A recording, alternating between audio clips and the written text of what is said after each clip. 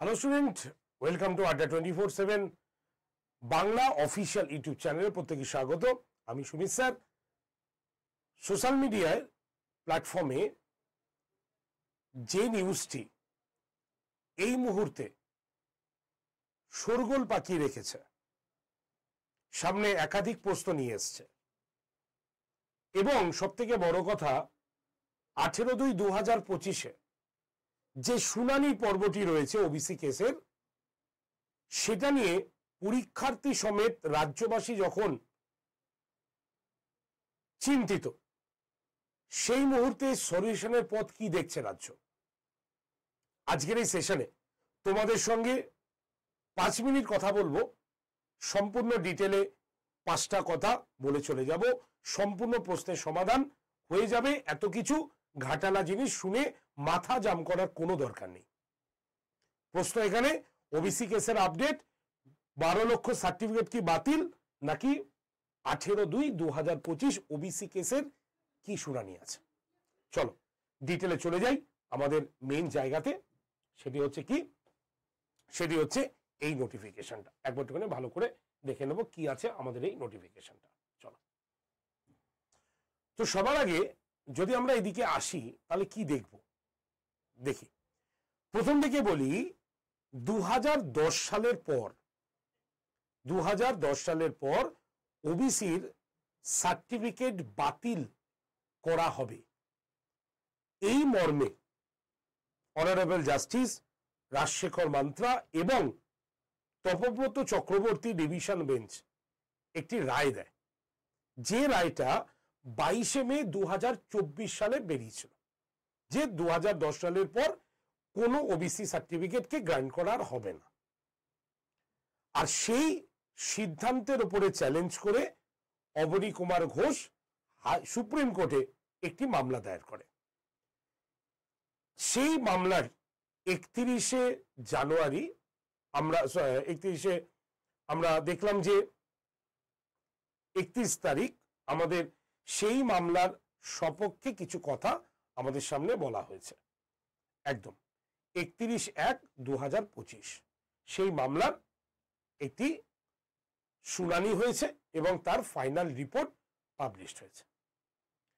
এবং সেই রিপোর্টের মেন বক্তব্য হচ্ছে যে কলকাতা হাইকোর্ট যে অর্ডারটি দিয়েছিল 2010-এর পর কোনো ওবিসি সার্টিফিকেট গ্রান্ট হবে না, সেটাই সুপ্রিম কোর্ট বলছে এটা আমরা হস্তক্ষেপ করব না, মানে এইটি সুপ্রিম কোর্টের বিচারস্থ নয়, অধীনস্থ নয় বলে সেই মামলাটি খারিজ করছে, আবার রাজ্যের কাছে চলে আসছে।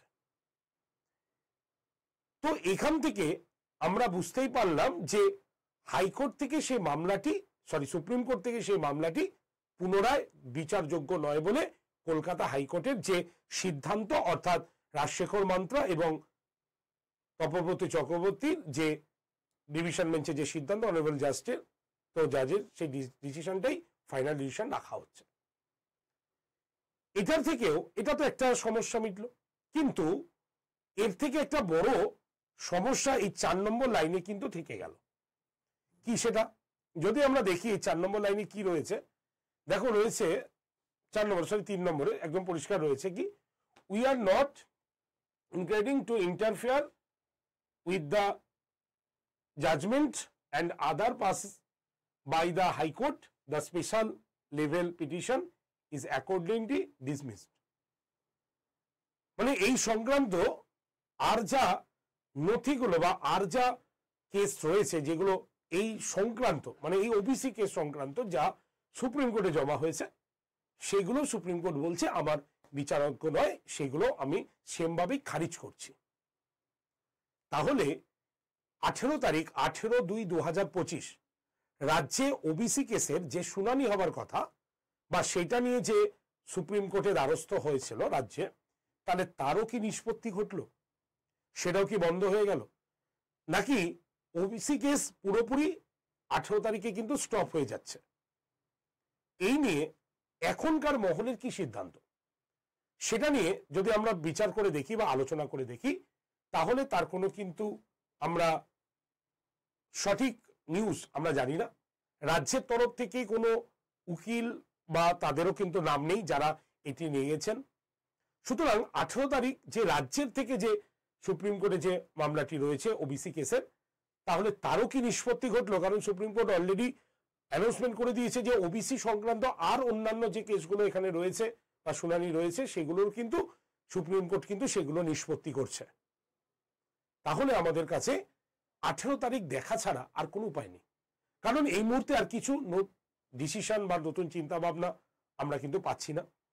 হয়তো 18 তারিখে সমস্যার সমাধান হতে পারে, কারণ অলরেডি সুপ্রিম কোর্ট যা বলেছে রাজ্যের তরফ থেকে কোনো সিদ্ধান্ত বা উকিলের সিদ্ধান্ত আমরা কিন্তু পাইনি সেই জায়গায়।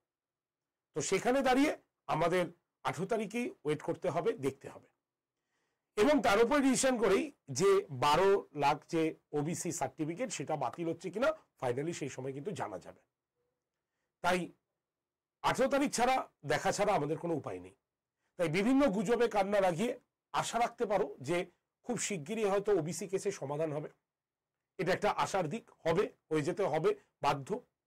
এবং আমাদের যে পরীক্ষাগুলো থমকে রয়েছে, যে পরীক্ষাগুলো আমরা দিয়ে এসছি কিন্তু ফাইনাল রেজাল্ট হয়ে মেন্স যায়নি বা ইন্টারভিউতে আসেনি, বা যে পরীক্ষাগুলো এখন আমাদের পাইপলাইনে রয়েছে পিএসসি, সেগুলো ইজিলি কিন্তু ফর্ম ফিল আপ হবে এবং আবার পশ্চিমবঙ্গের ছাত্রছাত্রীরা পরীক্ষায় বসবে এবং তারা চাকরি নেবে। কারণ ওবিসি কেসটা মিটে গেলেই এটা সুরা হতে পারে। তাই 18 তারিখে অবশ্যই চোখ রাখতে হবে আমাদের এই নিউজে। তো যাই হোক, এটাই হচ্ছে মেন কথা। তাই যারা যারা এই সেশনটি দেখছো প্রত্যেককে একটু জানিয়ে দাও, কারণ একদম সিম্পল ওয়ার্ডে আমি 2-4টে কথা বলেছি। সমস্ত যেগুলো সিদ্ধান্ত যেগুলো বুঝতে পারছিলাম সেগুলো হয়তো সমাধান করতে পারলাম আমি। তাই অবশ্যই আমাদের আড্ডা 247 বেঙ্গলি চ্যানেলটাকে সাবস্ক্রাইব রাখো, কারণ 18 তারিখ মোস্ট ভাইটাল একটা ডে রাজ্যের শিক্ষার্থী বা শিক্ষা প্রার্থী যারা রয়েছেন তাদের ক্ষেত্রে।